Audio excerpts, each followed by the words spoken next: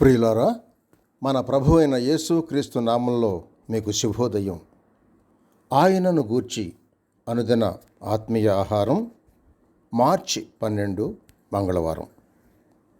నేటి మన ధ్యాన లేఖనం సమూయేలు మొదటి గ్రంథం 6వ అధ్యాయం 12వ వచనం. ఆ ఆవులు రాజమార్గమునబడి చక్కగా పోవచ్చు, అరుచుచు బెత్షెమెషు మార్గమున నడిచెను.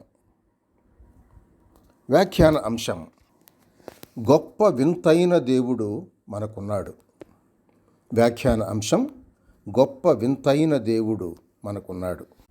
వ్యాఖ్యానం: దేవుని శక్తి ఆవులలో సహా కనబడింది. చూడండి, ఫిలిష్తీయులు దేవుని జనుల మందసాన్ని పట్టుకుంటే వారికి ఎడతెగని బాధ 7 నెలలు సంభవించింది.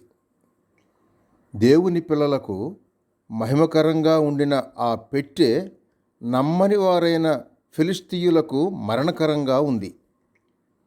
దీన్ని పోలి నేడు కూడా క్రీస్తు సువార్త నమ్మిన వారికి జీవార్థమై ఉండగా, నమ్మని అవిధేయులకు మరణవాసనగా ఉందని చెప్పొచ్చు. 7 నెలలైన తరువాత ఫిలిష్తీయులు గొప్ప పరిశోధన చేయదలచారు. వారు చెప్పింది ఏంటంటే, మనకు కలిగిన ఈ బాధ దేవుని జనుల మందసాన్ని పట్టుకున్నందువలన, మన అదృష్టం వలన, ఏ కారణం చేత సంభవించింది?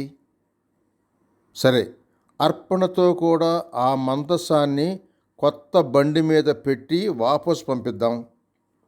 ఎద్దులతో కాక పాడి ఆవులే కట్టి ఇశ్రాయేలీయుల దేవుణ్ణి పరిశోధిద్దాం.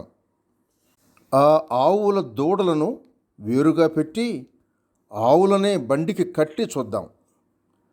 ఆవులు తమ దూడల తట్టు తిరిగిన ఈ బాధకు మన అదృష్టమే కారణం. లేదా ఆవులు ఆ బండి ఈడ్చుకొని పోయి యోధా దేశంలో నిలిచిన మన పాపానికి దేవుడే మనలను దండించాడని తెలుసుకుందాం. సహజంగా పాడి ఆవులు చేయవలసిందేంటి?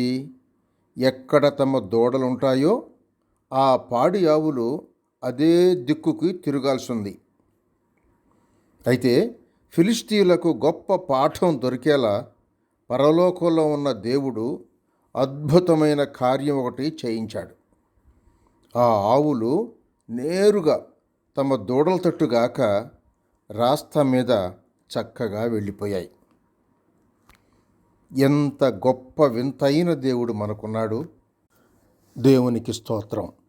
శుభములతో వందనాలు.